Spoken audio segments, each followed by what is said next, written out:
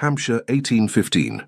It is a truth universally acknowledged that a young woman without remarkable beauty must resign herself to a destiny of solitude, especially when overshadowed by sisters of rare loveliness. Miss Emma Hartley, at 19, occupied that most cruel position among three sisters, neither the firstborn destined for precedence nor the youngest pampered by the family. She was simply the middle one, the forgotten, the overlooked, the one spoken of in pitying whispers. Poor Emma, she may never find a suitor. Not that she was entirely without charms, but beside Miss Arabella, 20, with luminous eyes, and Miss Sophie, 18, with melodious laughter, Emma seemed to fade like watercolours in the sun. Her consolation was found within the pages of novels and in stories she wrote in secret, taking refuge in the quiet corners of Oakwood Manor. The most recent blow to her already scarred heart came when Lord Philip Brown, with whom she had shared animated conversations during 3 balls, asked for Arabella's hand after just 1 waltz. Emma cried for a week. Notable progress. For once, such disappointments had lasted an entire month. Her collection of rejections had made her an expert in the art of rebuilding herself. Emma, dear, do stop hiding in corners. You shall never attract attention if you insist on blending with the wallpaper, Lady Hartley chided, adjusting her daughter's modest cream gown. They were preparing for Arabella's engagement ball, an event that promised to be the highlight of the Hampshire social season. Emma nodded dutifully. Yes, mother. And for heaven's sake attempt to smile. Your perpetual solemnity is most unattractive to gentlemen. Yes, mother. The words had become a litany, repeated so often they had lost all meaning. Sir William Hartley, a genial baronet of modest fortune, patted his middle daughter's shoulder as he passed. There's my good girl. Perhaps you'll meet someone suitable tonight. His kindness, though genuine, carried the sting of lowered expectations. Suitable for Emma did not mean dashing, or wealthy, or titled. It meant any gentleman willing to overlook her ordinariness. The ballroom at Hartley House blazed with hundreds of candles, illuminating the cream and gold decor, chosen specifically to complement Arabella's complexion. Emma stood to the side, watching as her elder sister floated across the dance floor in Lord Philip's arms, her golden curls bouncing with each step. Sophie, surrounded by admirers, laughed gaily at something one of them said, her perfect white teeth gleaming. Would you care for some punch, Miss Hartley, Mr. Wilson, their vicar, offered kindly. At 45, with thinning hair and spectacles, he was the sort of gentleman her mother had begun suggesting might make Emma a comfortable match. Thank you, Mr. Wilson. She accepted the cup, grateful for the momentary occupation it provided her hands.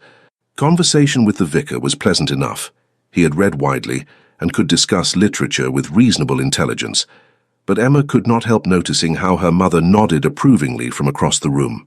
The evening progressed predictably until a sudden hush fell over the assembly. The musicians faltered, then resumed playing with renewed vigor. The crowd parted like the Red Sea, and whispers rippled through the ballroom. The Duke of Ravenscroft. I had no idea His Grace would honor us with his presence. Is he truly as wealthy as they say? Wealthier, I assure you. And still unmarried at 30. Emma peered around Mr. Wilson to catch a glimpse of this illustrious visitor. The Duke of Ravenscroft, Alexander Worthington, was the most sought-after bachelor in England, not only for his title and vast fortune, but for his striking appearance. Tall and broad-shouldered, with raven hair and piercing grey eyes, he carried himself with the easy confidence of a man who had never been denied anything in life. Lady Hartley nearly tripped in her haste to welcome him, dragging both Arabella and Sophie forward for introductions. Emma remained where she was, knowing her presence was not required for such an important meeting. She watched as the Duke bowed politely to her sisters, his expression revealing nothing of his thoughts. Then, inexplicably, his gaze swept past the Hartley beauties and locked with Emma's. A peculiar stillness came over his features. Emma quickly looked away, certain she had committed some faux pas by staring. When she dared glance up again, the Duke was making his way through the crowd directly toward her. Miss Emma Hartley, I presume. His voice was deep and rich, like aged brandy. Emma glanced behind her, certain he must be addressing someone else. Finding no one, she stammered, Yes, Your Grace. Would you do me the honor of the next dance? The entire ballroom seemed to hold its breath. From the corner of her eye, Emma could see her mother's astonishment, her father's confusion, and the matching expressions of disbelief on her sisters' faces. "I fear there must be some misunderstanding, Your Grace," Emma said quietly. "I am Miss Emma Hartley, the middle daughter. Perhaps you intended to address my sister, Miss Arabella, the bride-to-be, or Miss Sophie." A smile tugged at one corner of his mouth. "I am perfectly aware of who you are, Miss Emma Hartley. I have just endured the most thorough introduction to your entire family. Now will you dance with me, or must I stand here making a spectacle of us both?" Bewildered and certain this must be some cruel jest, Emma placed her hand in his outstretched one. "As you wish, Your Grace." As he led her to the dance floor, Emma heard the whispers begin anew. The Duke and that Hartley girl. Surely he's only being polite. Perhaps he lost a wager. Or his eyesight. Emma lifted her chin. If this was to be a mockery, she would at least face it with dignity. The music began, a country dance that required them to separate and rejoin several times. Each time they came together, the Duke's eyes held hers with an intensity that made her breath catch. He danced with practiced ease, his movements fluid and graceful despite his imposing size. "You appear troubled, Miss Hartley," he observed during one of the figures that allowed conversation. "Forgive me, Your Grace, but I cannot fathom why you would single me out. If this is some form of amusement, I assure you I do not amuse myself at the expense of others." His voice held a hint of steel. "I asked you to dance because I wished to dance with you. Is that so difficult to believe?" "Yes," Emma wanted to say.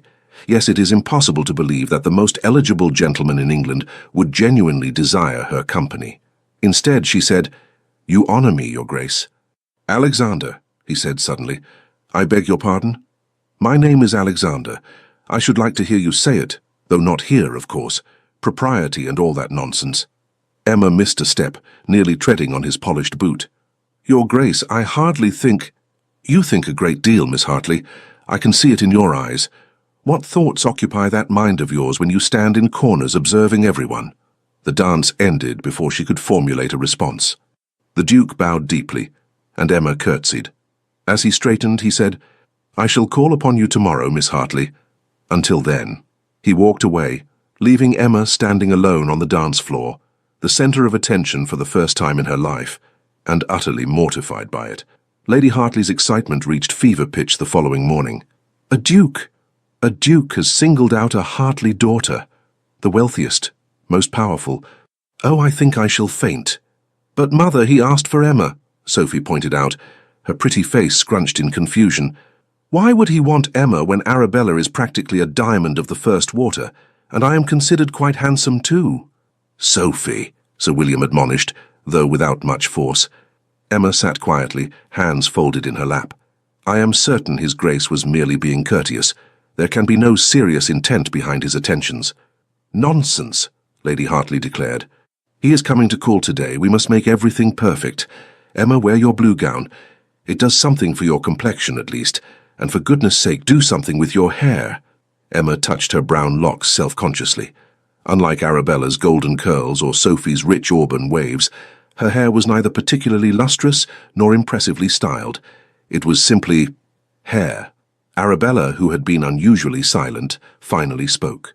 "I think the Duke seemed quite taken with you, Emma." Her tone held genuine puzzlement rather than resentment. "When he looked at you, it was different." "Different how?" Emma asked. Arabella struggled to find the words. As if he recognized you somehow. But that was impossible. Emma had never encountered the Duke of Ravenscroft before last night. Surely she would remember meeting such a man. True to his word, the Duke's impressive carriage arrived precisely at the acceptable hour for morning calls. Lady Hartley nearly swooned at the sight of his 4 matched greys and the gold crest emblazoned on the carriage door. The butler announced him with appropriate ceremony, and the entire Hartley family rose as one when he entered the drawing-room. His towering figure seemed to make the modestly proportioned room shrink. "Your Grace," Lady Hartley curtsied so deeply she nearly touched the floor. "What an honor to welcome you to our humble home." The Duke's gaze swept the room, acknowledging each person with a slight nod until it rested on Emma. Something in his expression softened. "Lady Hartley, Sir William," he greeted them. "I hope you will forgive my presumption in calling without a formal invitation, but I wish to congratulate Miss Arabella on her engagement and to continue my acquaintance with Miss Emma." Emma felt her cheeks grow warm under his regard. Lady Hartley practically pushed Emma forward. "Of course, Your Grace. Emma is delighted by your interest, are you not, Emma dear?" "Mother," Emma murmured, mortified. The Duke's lips twitched. "Perhaps Miss Emma might show me your gardens. I am a great admirer of horticulture." "Our gardens are hardly worthy of your attention, Your Grace," Emma said. "They are very modest compared to what you must be accustomed to at Ravenscroft. Nevertheless, I should like to see them." Lady Hartley nearly shoved them out the door, pausing only long enough to whisper fiercely in Emma's ear, "Do not ruin this." The gardens behind Oakwood Manor were indeed modest, but well tended, with winding gravel paths and carefully cultivated flowers arranged by season. They walked in silence for several minutes, the Duke shortening his stride to match Emma's pace. "You must think me very odd, Miss Hartley," he finally said. Emma glanced up at him. In the morning light, his features were even more striking. The strong jaw, the straight nose, the intensity of his grey eyes beneath dark brows. "I confess, I do not know what to think, Your Grace. I told you my name is Alexander." "That would be most improper, Your Grace, and yet I wish it all the same." He stopped beneath the shade of an elm tree, turning to face her. "You truly do not recognize me, do you?" Emma's brow furrowed. "Have we met before? I apologize if I have forgotten. No, the fault is mine. It was many years ago, and I was not as I am now. I don't understand." The Duke, Alexander, studied her face intently. 12 years ago, there was a gangly boy of 18 who came to visit Hampshire with his father on business. While the adults discussed matters of finance, this boy wandered the grounds and discovered a little girl of 7 or 8, sitting beside a stream, weeping as if her heart would break. Emma's breath caught. A distant memory surfaced, a day when Arabella had received a new doll for her birthday, and Sophie had been given a smaller version of the same. Emma, however, had received nothing, an oversight her mother later attributed to confusion with the shopkeeper. She had run to her secret place by the stream to cry where no one could see. "That was you," she whispered. Alexander nodded. The boy asked why she cried, and she told him about the birthday and the dolls. So he took out his pocket knife and cut a branch from a willow tree. "This is a magic wand," he told her, "and you are a fairy princess who doesn't need dolls because you can make your own magic." Tears pricked Emma's eyes. "You made me a crown of wildflowers and said I was the queen of the stream. And you stopped crying and spent the next hour telling me the most marvelous story about the fairies who lived beneath the water. I had never met a child with such imagination." Emma stared at him in wonder. "But why would you remember such an encounter?" "Because," Alexander said softly, "in a lifetime of people wanting things from me, my title, my fortune, my influence, you were the first person who gave me something instead. You gave me a glimpse of a world where magic was possible, where a lonely boy could be a hero for an afternoon."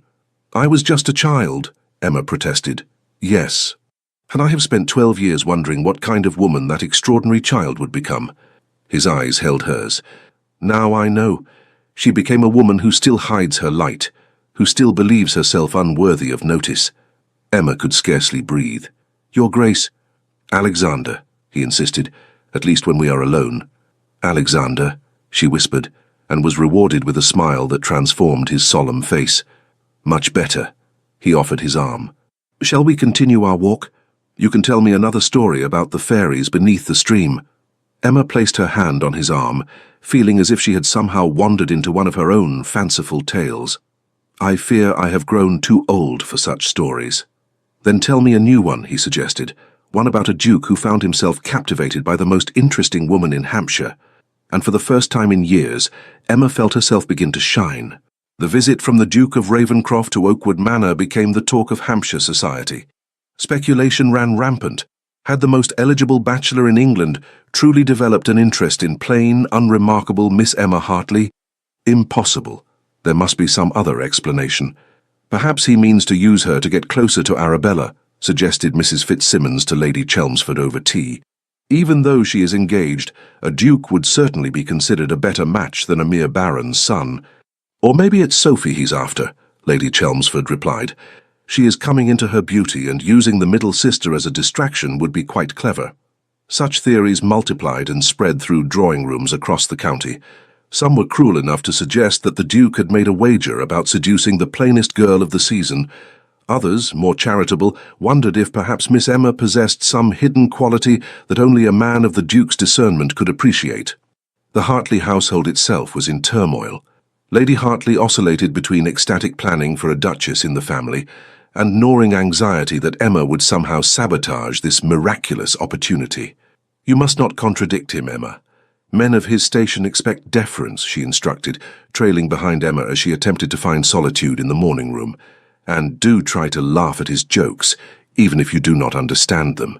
"Mother, please," Emma sighed. "His Grace has called exactly twice. There is no need to start planning a wedding breakfast."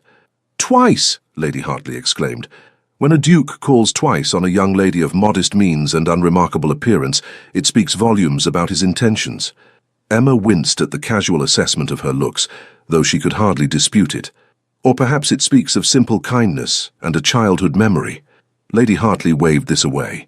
"Dukes do not make social calls out of kindness, my dear. They do so with purpose."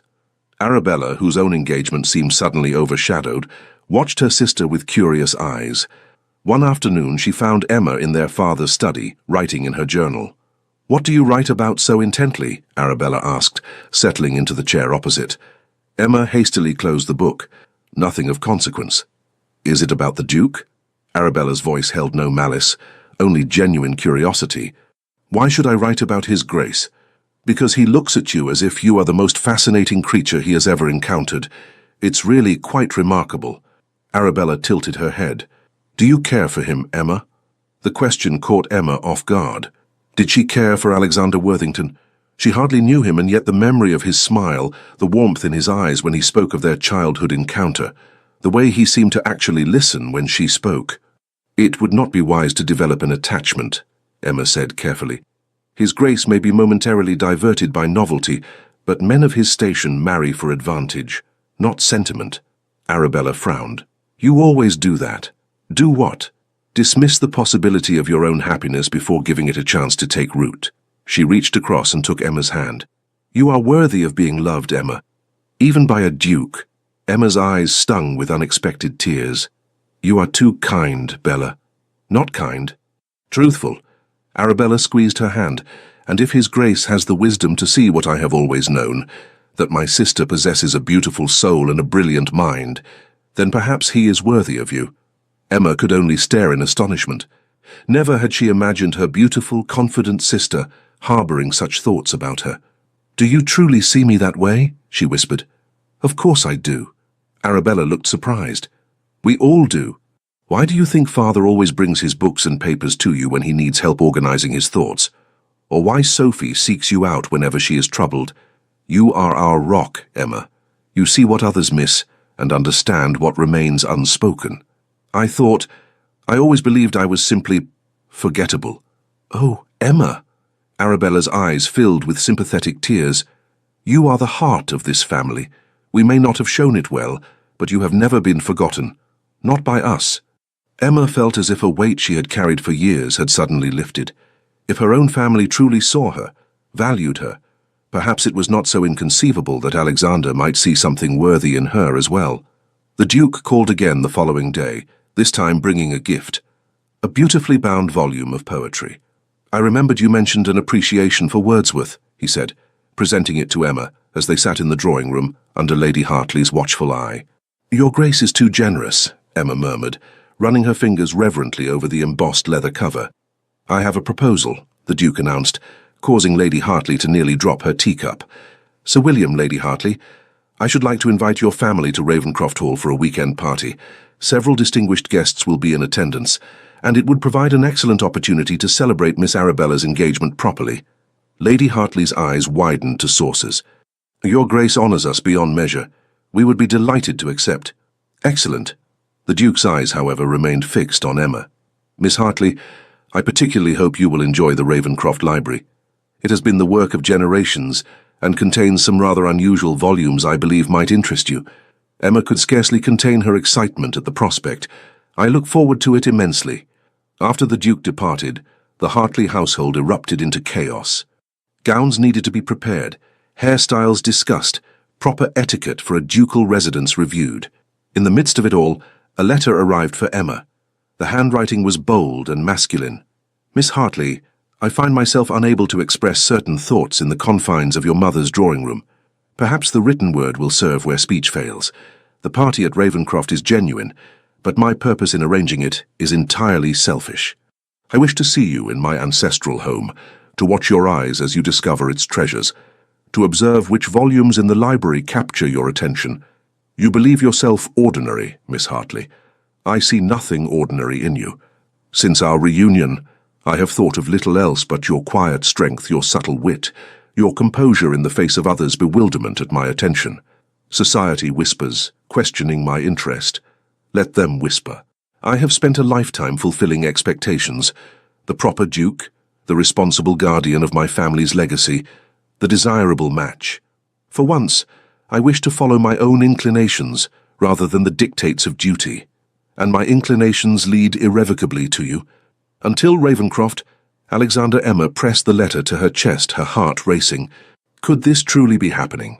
Could the most sought-after man in England genuinely desire her company, value her mind, see beyond her plain exterior to the person within? For the first time she allowed herself to hope. Ravencroft Hall was everything a ducal seat should be, imposing, magnificent, steeped in history.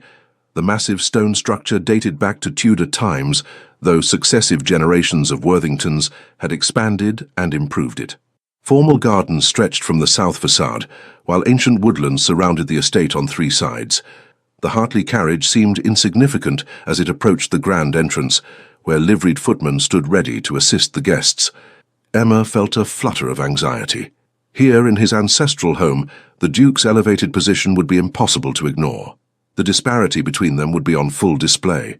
Yet when they were shown into the grand entrance hall with its soaring ceiling and ancestral portraits, Alexander was waiting to greet them himself, a breach of protocol that spoke volumes.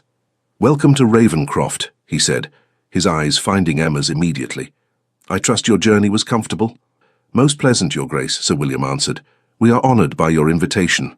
The Duke personally escorted them to their rooms, taking Emma's arm as they climbed the grand staircase. "I have placed you in the east wing," he murmured for her ears alone. "The morning light there is particularly fine for reading." Emma smiled at his thoughtfulness. "Thank you, Your Grace." "Alexander," he reminded her softly, "when we are away from others, please." The guest chambers assigned to Emma were more luxurious than anything she had ever experienced. A sitting room with silk-upholstered furniture, a bedchamber with an enormous four-poster bed draped in velvet, and a dressing room already attended by a maid who introduced herself as Lily. "His Grace assigned me specifically to you, miss," Lily explained as she unpacked Emma's modest belongings. "He said you might appreciate someone who knows the house well." "That was most considerate of His Grace," Emma replied, feeling overwhelmed. "If I may say so, miss, His Grace has been in rare form since announcing this party. The staff has never seen him so engaged. Usually he leaves entertainment arrangements to the housekeeper." "Indeed?"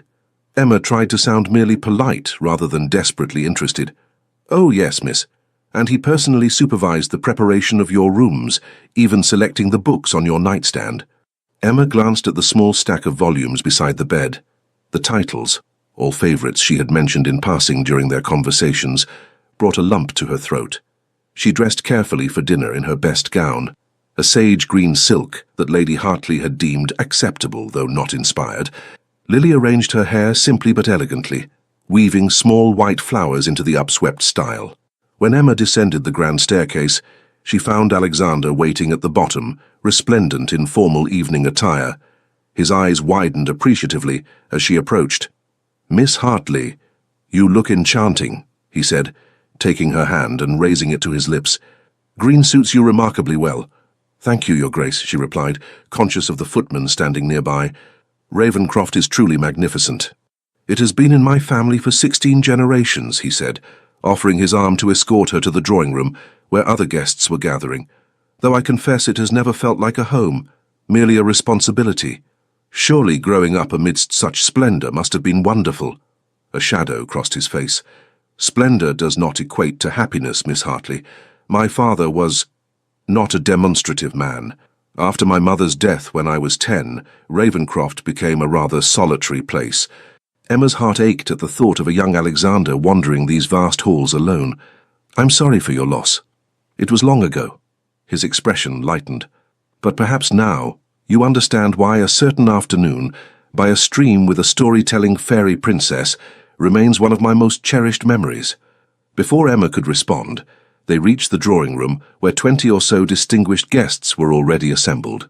Lady Hartley, resplendent in her finest gown and family jewels, was holding court among several society matrons, while Arabella and Lord Philip stood close together near the fireplace.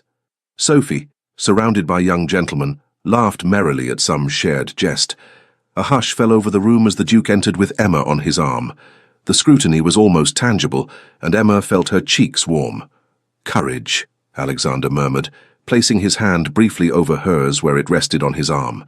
"Remember who you are." The evening progressed with all the ritual of high society: formal introductions, elaborate dinner service, polite conversation on approved topics. Throughout it all, Emma was acutely aware of Alexander's presence. Though protocol dictated he escort the highest-ranking lady to dinner, a widowed countess of advanced years, his gaze frequently sought Emma across the table. After dinner, the party returned to the drawing room for music and conversation. Sophie was persuaded to play the pianoforte, her graceful fingers coaxing a Beethoven sonata from the instrument. As the guests applauded, the Duke approached Emma, where she sat somewhat apart from the main group. "Would you care to see the library now, Miss Hartley?" he asked, his voice low.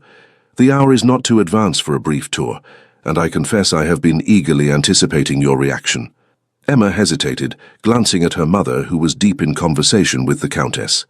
"Would it be proper, Your Grace? We shall leave the door open, and I shall summon a footman to stand outside. Your reputation will remain untarnished, I assure you." With a nod, Emma rose to follow him. They slipped from the drawing room, largely unnoticed, though Emma caught Arabella's knowing smile as they left. The Ravenscroft Library was everything Emma had imagined and more.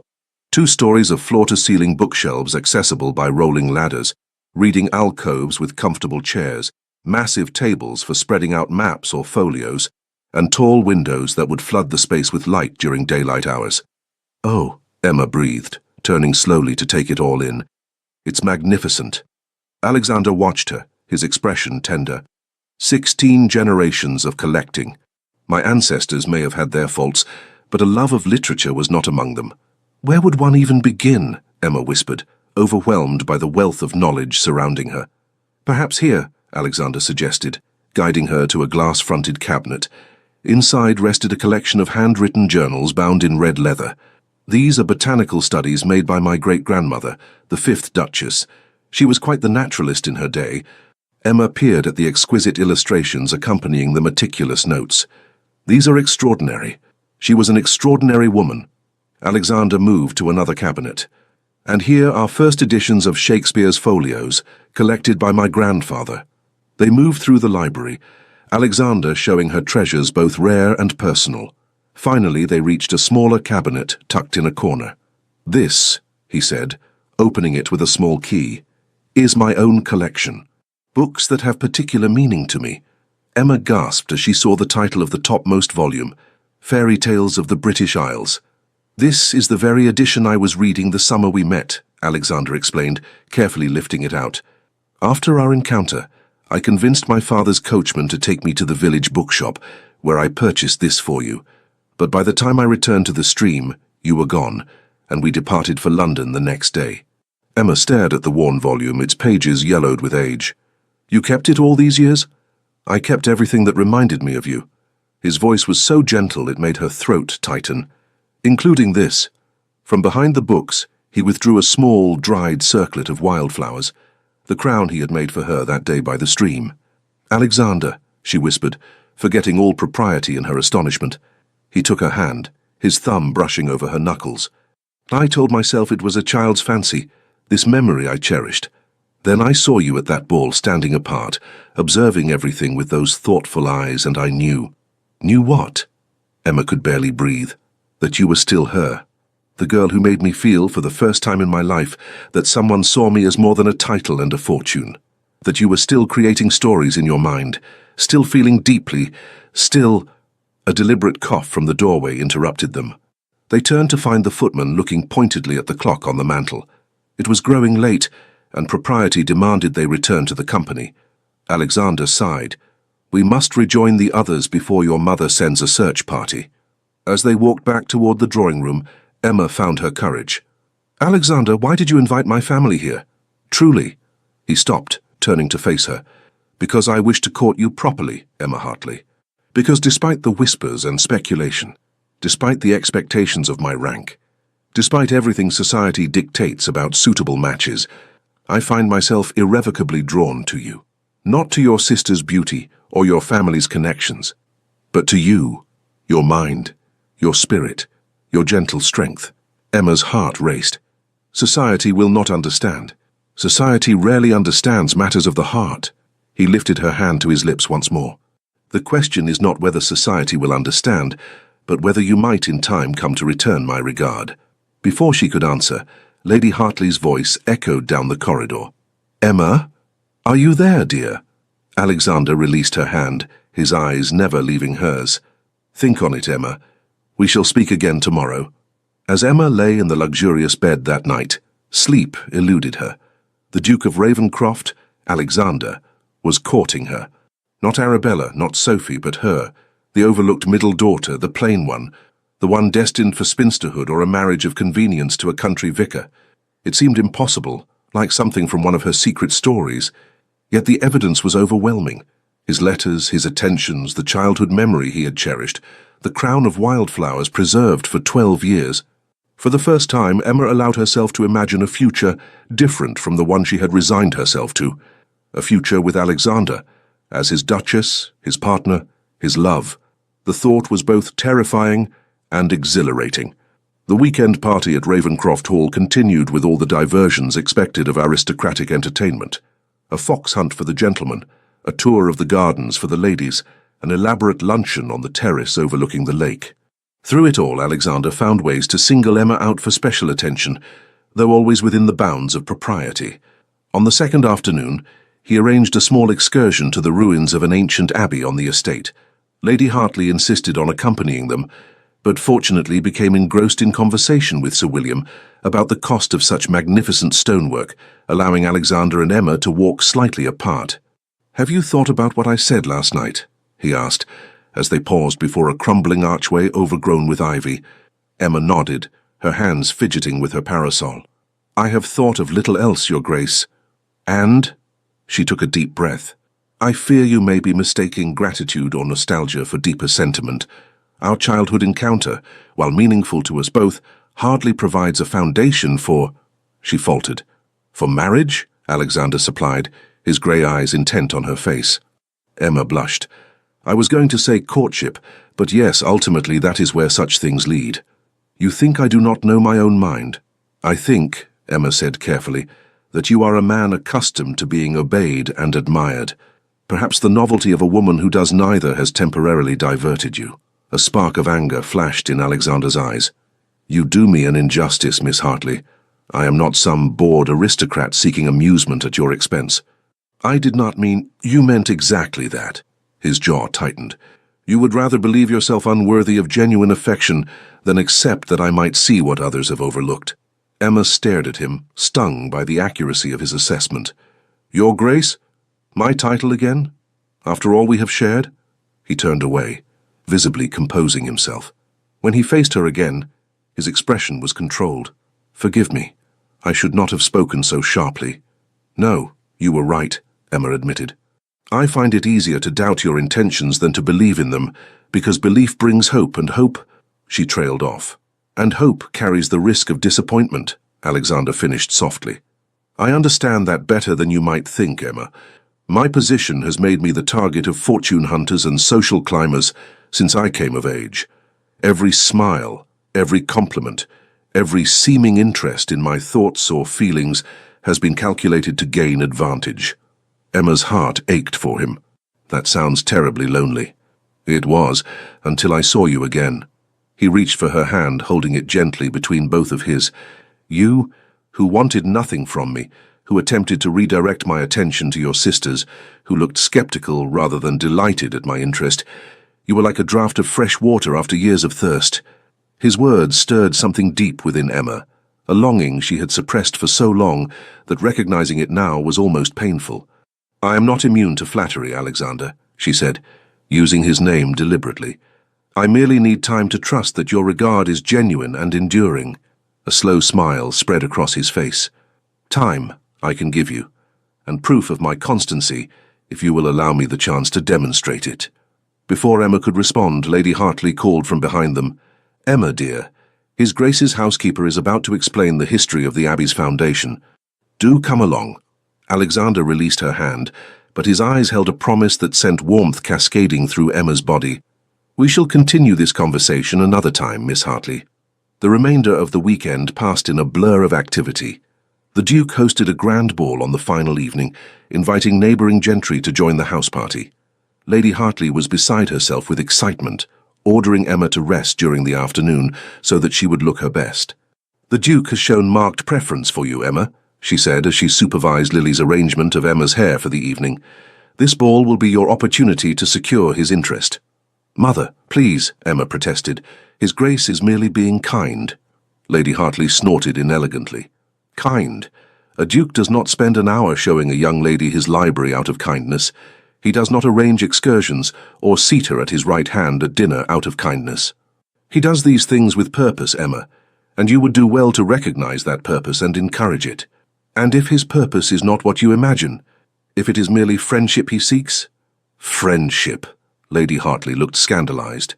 "Men do not seek friendship with unmarried young ladies, Emma, not men of his station. They seek wives, suitable, properly connected, well-dowered wives." "I have none of those qualifications," Emma pointed out. "Perhaps not." Lady Hartley's expression softened unexpectedly. "But you have qualities that might matter more to a man who already possesses everything else: intelligence, discretion, loyalty." Emma stared at her mother in surprise. Never before had Lady Hartley acknowledged such virtues in her middle daughter. "You think me intelligent?" Emma asked cautiously. Lady Hartley waved a dismissive hand. "Of course you are intelligent, Emma. You have always been the clever one. Why do you think I despaired of finding you a husband? Men generally prefer beauty to brains, but a duke can afford to indulge in a wife with a mind of her own, provided she knows when to display it and when to conceal it."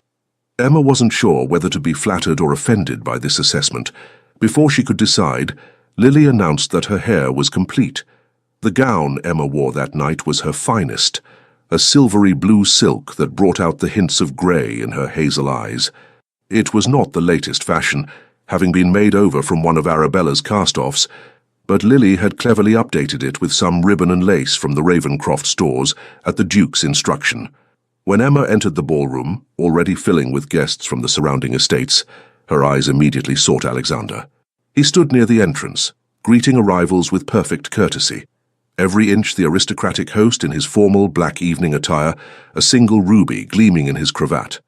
The moment he saw her, his polite smile transformed into something warmer, more intimate. Excusing himself from his current conversation, he made his way directly to her side.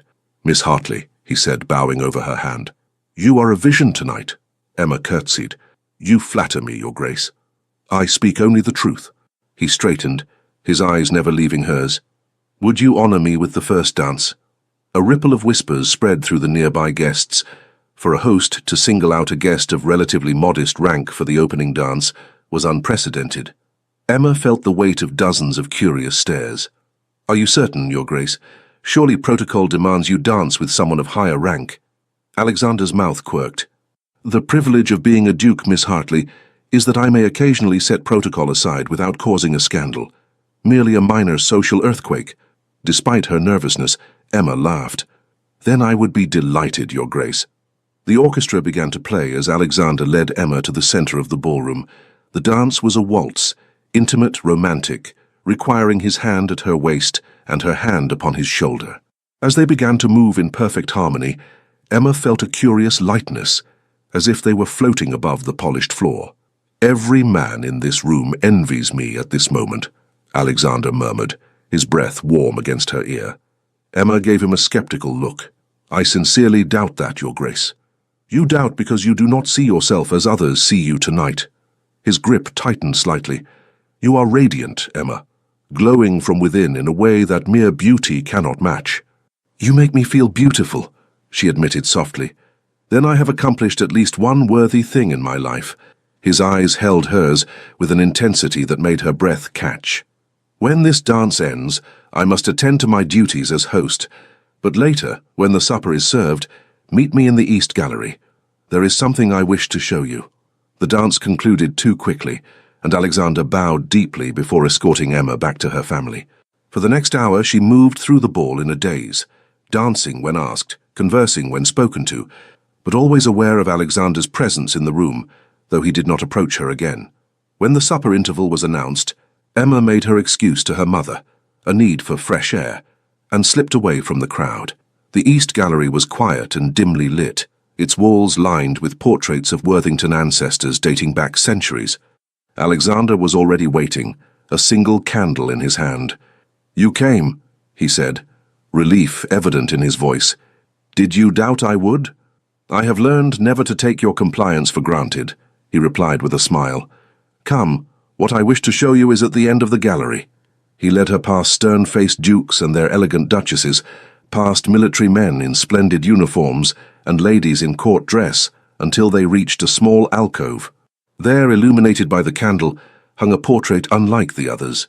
A young boy of perhaps 10 seated beside a stream, a book open on his lap, his expression solemn, but his eyes alive with intelligence. "Is that you?" Emma asked, studying the painting with fascination. Alexander nodded. "Painted shortly after my mother died. My father commissioned it as a memorial of sorts. My mother loved that spot by the stream. It runs through the East Meadow, not far from where we stand now." Emma looked from the portrait to the man beside her, seeing in the boy's features the shadow of the duke he would become. "You were very young to lose her." "Yes." His voice held old grief. "She was gentle and kind, qualities my father considered weaknesses. After her death, he was determined to raise me as a proper Worthington, without the softening influence of maternal affection." "That sounds terribly harsh," Alexander shrugged. "It was the only way he knew. His own upbringing had been similar." He turned to face her fully. "But that is not why I brought you here. Look more closely at the book in the portrait." Emma peered at the painting again. The book was open to an illustrated page showing what appeared to be fairy tales. "The very same volume I showed you in the library." Alexander's expression softened. "It was my mother's. Reading her stories was the only way I could keep her memory alive in a household determined to forget her gentleness. And that is why our meeting meant so much to you," Emma realized. "I reminded you of her." "In a way, yes. But it was more than that." He set the candle down on a nearby table and took both her hands in his. "Emma, when I found you by the stream that day, I was a lonely, grieving boy, being molded into something hard and unyielding. Your imagination, your willingness to create magic from nothing, your ability to transform tears into laughter, these things awoke something in me that my father's training had nearly extinguished." Emma's heart swelled with emotion. "Alexander, please let me finish." His hands tightened on hers. "My father succeeded in making me a proper duke, responsible, disciplined, conscious of duty. But that day by the stream preserved something essential in me, something I feared lost forever. You gave me that gift, Emma, though you cannot have known it." "It was you who gave me a gift," Emma countered softly. "You made a forgotten child feel special, if only for an afternoon." Alexander raised one hand to cup her cheek. "You were never forgotten. Not by me." The air between them seemed to shimmer with unspoken emotion. Emma felt herself swaying toward him, drawn by a force beyond her control or understanding. Alexander's gaze dropped to her lips, his intent unmistakable. "Miss Hartley? Miss Hartley, are you there?" The voice of Lady Hartley's maid broke the spell. Alexander stepped back, though he kept hold of one of Emma's hands. "Here," Emma called, her voice unsteady. "I am here, Mary." The maid appeared at the entrance to the alcove, curtsying deeply at the sight of the Duke. "Begging your pardon, Your Grace, but Lady Hartley is looking for Miss Emma. The dancing is about to resume." "Of course," Alexander said smoothly. "Please inform Lady Hartley that I have been showing Miss Hartley some family portraits of historical interest. We shall return directly." When the maid had gone, Alexander raised Emma's hand to his lips. "This conversation, like so many others, must be continued at another time. But know this, Emma Hartley, my interest in you is neither passing fancy nor nostalgic indulgence. It is the recognition of a kindred spirit, long sought and finally found." Emma could only nod, too overwhelmed for speech. Together they returned to the ballroom where Lady Hartley waited with barely concealed impatience. "There you are," she exclaimed. "His Grace's cousin, Lord Ellsworth, has been asking for an introduction." Emma spent the remainder of the evening in a state of heightened awareness, dancing with various partners, including the affable Lord Ellsworth, who proved to be an excellent conversationalist. But her attention remained fixed on Alexander as he moved through the crowd, fulfilling his duties as host with graceful efficiency. Occasionally their eyes would meet across the room, and in those brief moments, Emma felt as if they were the only two people present, connected by an invisible thread of understanding and growing affection. As the ball drew to a close in the early hours of the morning, Alexander approached the Hartley family to bid them good night. "I hope you have enjoyed the evening," he said, his formal tone belied by the warmth in his eyes as they rested on Emma. "It was magnificent, Your Grace," Lady Hartley gushed. "Such elegance, such refinement." "Indeed," Sir William agreed. "Most generous of you to include us in such a distinguished gathering." Alexander inclined his head. "The pleasure has been entirely mine, I assure you." His gaze returned to Emma. "Miss Hartley, might I call upon you when you return to Oakwood Manor? There are several matters I should like to discuss further." Emma felt her cheeks warm under his regard. "Of course, Your Grace. You are always welcome." "Until then." He bowed and moved on to the next group of departing guests, the perfect aristocratic host once more. That night, as Emma prepared for bed, Lily helped her remove the flowers from her hair, humming softly as she worked. "If I may be so bold, miss," the maid said hesitantly, "the staff has been talking." Emma tensed. "About what?" "About His Grace and his particular interest in a certain young lady." Lily's eyes met Emma's in the mirror. "It's been many years since Ravenscroft had a duchess, miss. The old servants say it's high time His Grace found someone to bring laughter back to these halls." "I'm sure I don't know what you mean," Emma replied, though her racing heart betrayed her. Lily smiled knowingly. "Of course not, miss. But if I might offer one observation, His Grace looks at you the way my father used to look at my mother, as if you hung the moon and stars." Long after Lily had gone, Emma lay awake, replaying every moment of her interactions with Alexander. The way he sought her company, the tenderness in his voice when he spoke of their childhood meeting, the almost kiss in the gallery. Could it truly be possible that the Duke of Ravenscroft, the most eligible man in England, had developed genuine affection for plain Emma Hartley? The evidence suggested he had, and for the first time, Emma allowed herself to believe not only in his sincerity, but in her own worthiness to receive such devotion. As sleep finally claimed her, a smile curved her lips. Whatever the future held, she would face it with new confidence, knowing that at least one person in the world saw her, truly saw her, and found her extraordinary. The Hartley family's return to Oakwood Manor following the weekend at Ravenscroft was accompanied by a flurry of local interest. Callers descended upon the modest home in unprecedented numbers, all eager for first-hand accounts of the Duke's magnificent estate, and more particularly, any insights into his apparent interest in Miss Emma Hartley. Lady Hartley, delighted to find herself suddenly the centre of attention, held court in the drawing-room, describing in lavish detail the splendours of Ravenscroft Hall. "The silver alone must be worth a king's ransom," she confided to Mrs. Norris and Mrs. Bellingham over tea. "And the Duke's collection of art, simply breathtaking." Emma, preferring to avoid such scrutiny, retreated to the garden whenever possible. It was there, 3 days after their return, that a familiar carriage bearing the Ravenscroft crest appeared on the driveway. Her heart leapt at the sight. Though Alexander had promised to call, she had not expected him so soon. The Duke was shown into the drawing-room, where fortunately only Emma and her father were present, Lady Hartley having taken Arabella to the dressmaker's for final fittings of her wedding gown. "Your Grace," Sir William greeted him, rising from his chair. "What an unexpected pleasure." Alexander bowed. "Sir William, Miss Hartley. I trust I find you well after our exertions at Ravenscroft." "Quite well, thank you," Emma replied, noting the intensity of his gaze even as he maintained perfect courtesy. "Excellent. I have come with a purpose, Sir William, if I might speak with you privately." Sir William looked surprised but nodded. "Of course, Your Grace. Shall we retire to my study?" As the gentleman left the room, Emma remained frozen in place, her mind racing. Could Alexander be asking for her hand already? Surely not. Their understanding was too new, too tentative. Yet what other business could the Duke of Ravenscroft possibly have with Sir William Hartley?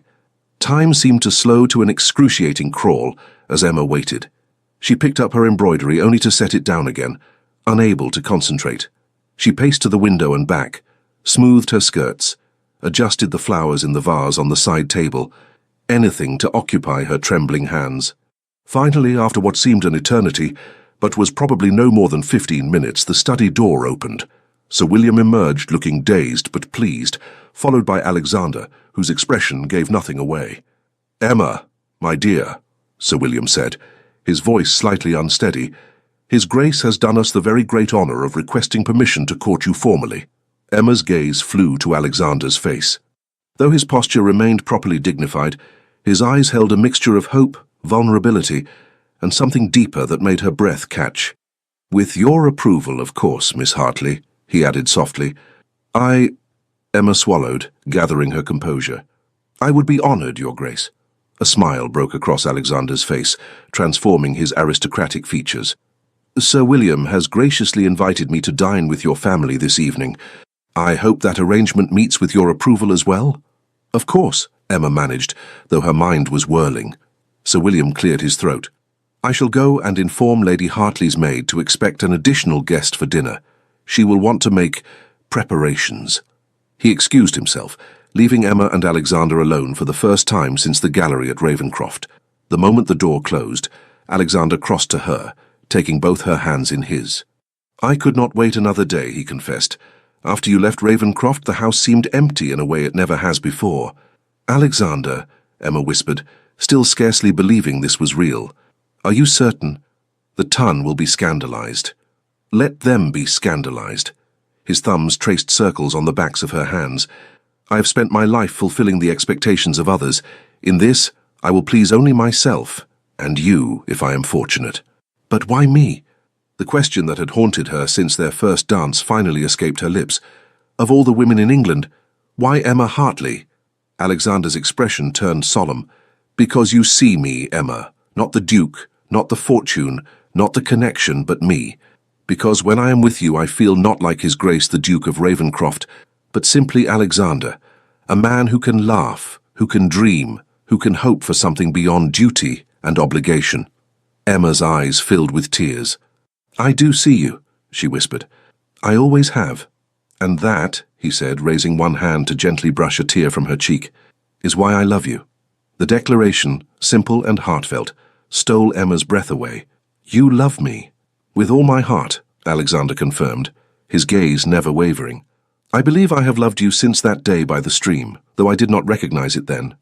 The memory of you has shaped me, guided me, preserved the best parts of me through years of loneliness and responsibility." Emma's heart swelled with emotion. "I think perhaps I have loved you too, though I dared not name it.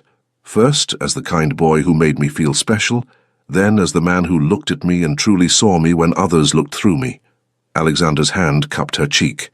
"May I kiss you, Emma? I have wanted to since the moment I recognized you at that ball." Instead of answering, Emma rose on tiptoe and pressed her lips gently to his.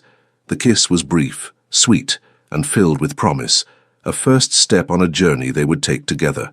When they parted, Alexander's smile was radiant. "I shall take that as a yes." The news of the Duke of Ravenscroft's formal courtship of Miss Emma Hartley spread through Hampshire society like wildfire. Reactions ranged from disbelief to outrage to reluctant admiration. "The middle Hartley girl?" Lady Chelmsford repeated incredulously when informed. "Not the beauty or even the youngest? How extraordinary!" "Perhaps she has bewitched him," suggested Mrs. Fitzsimmons darkly. "These quiet ones often have hidden arts." Lord Ellsworth, visiting from London, laughed at such theories. "Worthington knows his own mind," he told the Assembly at the local hunt ball. "Always has. If he's chosen Miss Emma Hartley, you may be certain it's because he sees value where others have been blind." The courtship proceeded with remarkable swiftness. Alexander called at Oakwood Manor almost daily, sometimes bringing gifts, Books mainly, but occasionally small treasures he thought might please Emma. A delicate watercolour of Ravencroft stream, a pressed flower from his mother's garden preserved between glass, a tiny music box that played a melody his mother had sung to him as a child. "You bring me pieces of yourself," Emma observed one afternoon as they walked in the garden, chaperoned at a discreet distance by Sophie. "Because I wish to give all of myself to you," Alexander replied. "My past, my present, my future, they are yours if you will have them." 2 weeks into their courtship, Lady Hartley could contain herself no longer. "When do you suppose His Grace will make an offer?" she asked Emma as they prepared for yet another of the Duke's visits. "It has been a fortnight already." "Mother, please," Emma protested, blushing deeply. "These things take time." "Time!" Lady Hartley exclaimed. "Her Duke need not observe the usual proprieties, Emma. When one commands his consequence, one may act decisively." But Alexander, for all his declarations of love, seemed content to proceed at a measured pace. He spoke often of the future, but made no formal proposal, leaving Emma both reassured of his sincerity, for surely a fortune hunter would have moved more quickly, and somewhat bewildered by the delay. The answer came one evening when Alexander arrived for dinner in a state of barely concealed excitement. "Might we walk in the garden after the meal?" he murmured to Emma as they moved to the dining room. "I have news." Throughout dinner, Emma could barely focus on her food, her mind racing with possibilities. When the meal finally ended, Alexander requested Sir William's permission for a brief stroll with Emma before the tea tray was brought in. "The evening is mild," he observed, "and I believe Miss Hartley might enjoy some fresh air."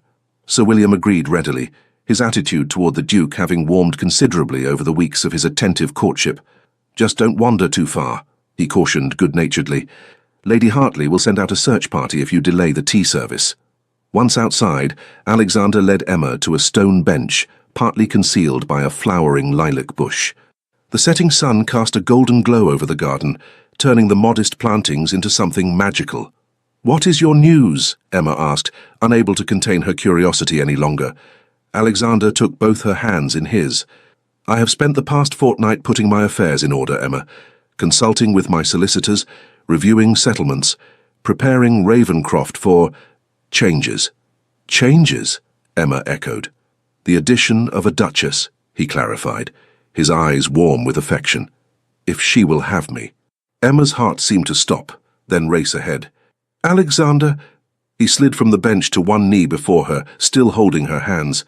"Emma Hartley, from the moment I rediscovered you, I have known that my life's happiness depends upon making you mine. Your intelligence, your gentle strength, your ability to see beyond titles and fortune to the man beneath, these qualities have captured my heart utterly." Emma could scarcely breathe as Alexander continued. "I love you, Emma. I wish to spend my life with you, to share my home, my name, my future, to create new memories by the stream where we first met, to fill Ravencroft with laughter and love, and in time, perhaps children who will inherit your kind heart and perceptive mind." Tears blurred Emma's vision as he reached into his pocket and withdrew a small velvet box. Opening it revealed a ring unlike any Emma had ever seen, not the ostentatious diamond one might expect of a ducal betrothal, but a perfect circle of sapphires surrounding a pearl.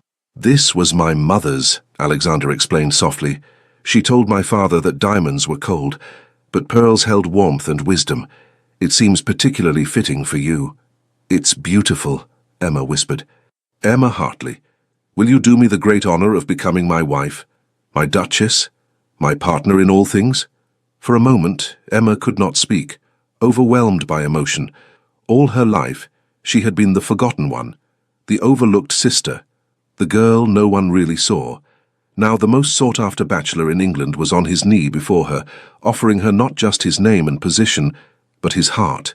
"Yes," she finally managed, her voice trembling but clear. "Yes, Alexander, I will marry you."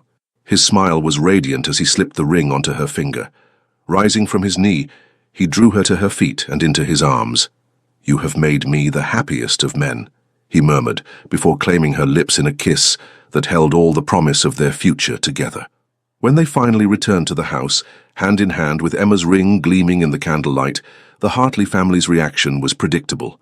Lady Hartley promptly burst into tears of joy, Sir William shook Alexander's hand with uncharacteristic vigour.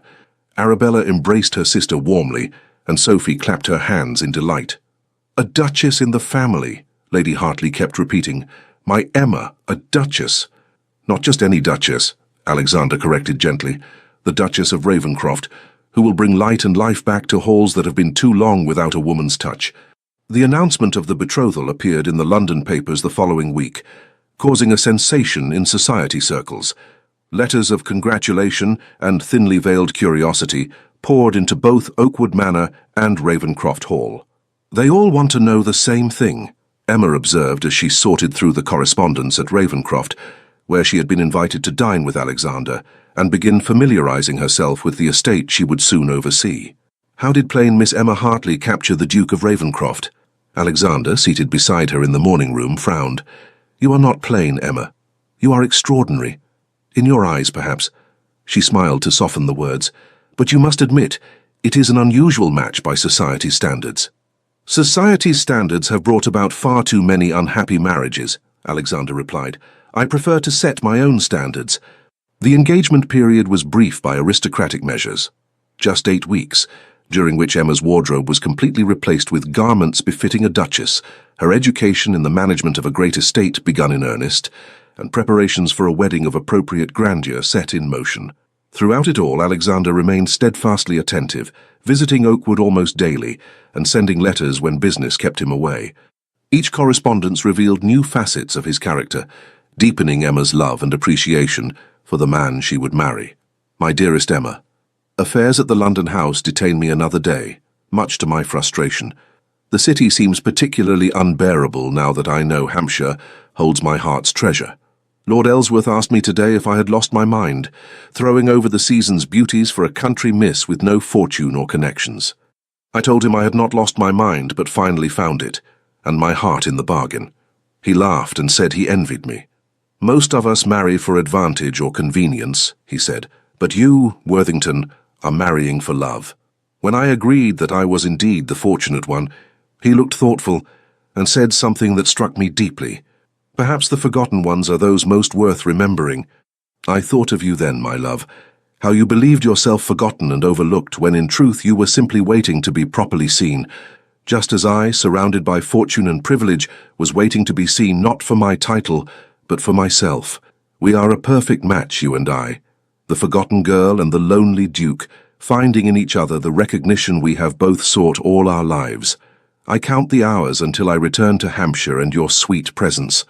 With deepest affection, Alexander Emma kept his letters in a sandalwood box beside her bed, reading and rereading them when doubts threatened to overwhelm her. For despite Alexander's unwavering devotion, she could not help but wonder occasionally if she was truly prepared for the role that awaited her. Duchess of Ravenscroft, mistress of a great estate, hostess to the highest echelons of society. "What if I disappoint him?" she confided to Arabella one evening, as they sat in the bedroom they had shared since childhood. "What if I cannot meet the expectations of his position?" Arabella, whose own wedding to Lord Philip had been postponed to follow Emma's more illustrious ceremony, took her sister's hands. "Emma, you have spent your life exceeding expectations, managing household accounts when mother was indisposed, tutoring Sophie in history and literature, helping father organize his business affairs. You are more capable than any of us." "But society is different," Emma protested. "The ton will scrutinize my every move, waiting for the provincial miss to make a misstep." "Then let them scrutinize," Arabella said firmly. "You will have what many of them lack, a husband who adores you not for your social graces or your family connections, but for your true self." The wisdom in these words gradually settled Emma's fears. By the time the wedding day dawned, a perfect June morning with clear skies and gentle breezes, she felt a calm certainty that she was exactly where she was meant to be. The ceremony was held at Winchester Cathedral, with half the aristocracy in attendance. Emma wore a gown of ivory silk, with delicate pearl embroidery, designed by the same modiste who served the royal princesses. Her veil, however, was her own creation, adorned with tiny silk wildflowers, reminiscent of the crown Alexander had made for her all those years ago. As she walked down the aisle on her father's arm, Emma saw not the glittering assembly of nobles and gentry, but only Alexander waiting for her at the altar, his face alight with love and pride. In that moment, She was no longer the forgotten middle daughter, but a woman deeply cherished, stepping confidently into her future. The vows were exchanged with clear voices. The ring, a simple gold band to complement her engagement pearl, was placed on her finger, and the blessing was pronounced. As they turned to face the congregation for the first time as Duke and Duchess of Ravenscroft, a shaft of sunlight broke through the stained glass windows, bathing them in a rainbow of colours. "A good omen," Alexander whispered, squeezing her hand. "Even the heavens celebrate our union." The wedding breakfast at Ravenscroft Hall was a triumph of elegance and hospitality. Emma moved among the guests with newfound assurance, accepting congratulations and well wishes with gracious dignity. Lady Hartley watched her middle daughter with an expression of amazed pride, while Sir William grew misty-eyed whenever he caught sight of Emma in her ducal tiara, a Worthington heirloom Alexander had insisted she wear. "You were born for this," Arabella murmured as the sisters shared a private moment amidst the festivities. "Look at you, every inch a duchess." Emma smiled. "Not born for it, perhaps, but found for it, by a man who saw me when no one else did." As the celebration wound down and the guests began to depart, Alexander sought out his new wife where she stood, saying farewell to a distant cousin. "Are you tired, my duchess?" he asked solicitously. "A little," Emma admitted, "but happily so." Alexander's eyes softened. "Then perhaps it is time we bid our own farewells and retire." A blush coloured Emma's cheeks at his implication. They would spend their wedding night at Ravenscroft before departing the following day for a honeymoon tour of the Lake District, a location chosen specifically because of Emma's love for Wordsworth's poetry. As the last guests departed, and the household settled into evening routines, Alexander led Emma through the grand halls of Ravenscroft to the ducal apartments, rooms she had never entered during her previous visits. Opening the door to the Duchess's chambers, he stood aside to allow her first glimpse of her new domain. Emma gasped in delight. The rooms had been completely refurbished in shades of blue and cream that she had once mentioned were her favourites. Fresh flowers filled crystal vases, their scent perfuming the air. A fire crackled in the marble fireplace despite the summer evening, creating an atmosphere of intimate warmth. But most striking was the painting hanging above the mantel, a new portrait of Emma herself, caught in a moment of laughter, her eyes alight with joy. The artist had captured not just her likeness, but her essence in a way that transformed her ordinary features into something luminous. "When did you commission this?" she asked, moved beyond words. "After the weekend party," Alexander replied, coming to stand behind her, his hands resting lightly on her shoulders. "I wanted you to see yourself as I see you, beautiful, vibrant, full of life and intelligence." Emma leaned back against his chest, overwhelmed by the love evident in such a gesture. "Thank you," she whispered, "for seeing me, for choosing me, for loving me." Alexander turned her gently in his arms until she faced him. "Thank you for saving me," he said, his voice husky with emotion. "From loneliness, from a life half-lived, from becoming as cold and distant as these stone walls." Their kiss was tender at first, then increasingly passionate, a promise of the night to come and the lifetime that would follow. 1 year later, the Duchess of Ravenscroft sat in the garden of the dower house, watching as her husband knelt beside the stream that had witnessed their first meeting. Alexander was showing something in the water to a small group of village children who had been invited to Ravenscroft for the annual Midsummer Festival, a tradition Emma had reinstated shortly after becoming mistress of the estate. Her hand rested protectively on her rounded abdomen, where the heir to the Ravenscroft dukedom grew stronger each day. The child, a son, if the village midwife's predictions were correct, was due in autumn, bringing joy not only to his parents, but to the entire estate. Emma's first year as Duchess had not been without challenges. There had been skeptical relatives to win over, traditions to learn, staff to manage, and the inevitable adjustment to life as one half of a very public couple. But with Alexander's unwavering support and her own natural intelligence, she had navigated these obstacles with increasing confidence. More importantly, she had brought warmth back to Ravenscroft. The hall that had once seemed so imposing now rang with music and laughter. The Duke, once known for his reserved demeanour, now smiled readily and laughed often. Together they had transformed a grand but sombre estate into a true home. "What has your husband found to fascinate the children so?" Lady Hartley asked, joining Emma on the garden bench.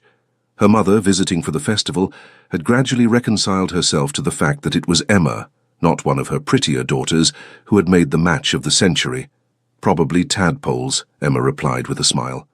"Alexander discovered a whole colony of them yesterday, and has been as excited as a schoolboy ever since." Lady Hartley shook her head in wonder. Who would have thought the austere Duke of Ravenscroft would take such pleasure in something so ordinary? "I would," Emma said softly. "He has always had the capacity for joy. He simply needed permission to express it." As if sensing her gaze, Alexander looked up, his face breaking into a smile that was reserved solely for her. Excusing himself from the children, he made his way to where Emma sat. "How are you feeling, my love?" he asked, taking the place beside her. "Not too tired?" "Perfect," Emma assured him, leaning into his strength. "Absolutely perfect." Alexander's hand covered hers where it rested on her belly. "I have been thinking about names," he said. "If it's a boy, I should like to call him William, after your father." Emma's heart swelled with love. "And if it's a girl?" "Then she shall be Grace," Alexander decided, "for the Grace that brought you into my life not once but twice." "A perfect name either way," Emma agreed. As they sat together in the summer sunlight, surrounded by the estate that was their shared responsibility and joy, Emma reflected on the journey that had brought her here, from forgotten middle daughter to cherished duchess, from the girl who believed herself unworthy of notice to the woman who had captured the heart of England's most eligible bachelor. Life, she had discovered, sometimes offered second chances and unexpected turns. The path might lead through moments of doubt and disillusionment, but with courage and an open heart, it could ultimately arrive at a destination more wonderful than anything imagined in her girlhood stories. For Emma Worthington, Duchess of Ravenscroft, once the overlooked Miss Emma Hartley, that destination was here in the arms of a man who had seen her true worth when all others looked past her, and in the future they were creating together one day, one memory, one love-filled moment at a time. The end. Dear listener, there are times, like Emma Hartley once felt, when we believe we've been overlooked, that the world sees everyone around us but not us. But please remember this: just because some people don't recognize your worth doesn't mean it isn't there. The most precious light often shines quietly. You are important. You are needed. And even if others fail to see it, what truly matters is how you feel about yourself. If you see yourself as defeated, that's the energy the world will reflect back to you. But if you choose to feel strong, capable, beautiful, radiant, then that light will flow outward, touching lives in quiet but powerful ways. Everything begins with what we choose to feel. When you're faced with a dark thought or a kind one, choose the kind one. Not because the world is always gentle, but because you deserve to feel peace.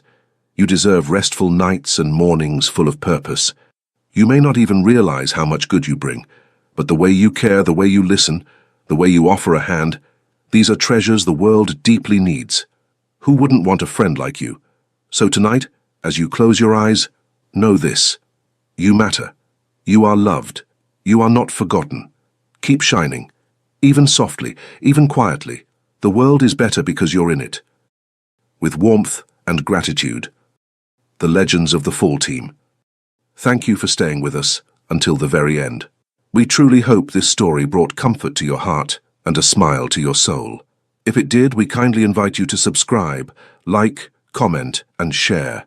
Your support means the world to us and gives us the strength to keep telling stories filled with love, redemption, and transformation. May your days be peaceful, your nights be restful, and your heart always feel protected and seen. At the end of this video, you'll find a new story suggestion from our channel. Click and be surprised by another heartwarming journey. Thank you for being here. The Legends of the Fall Team.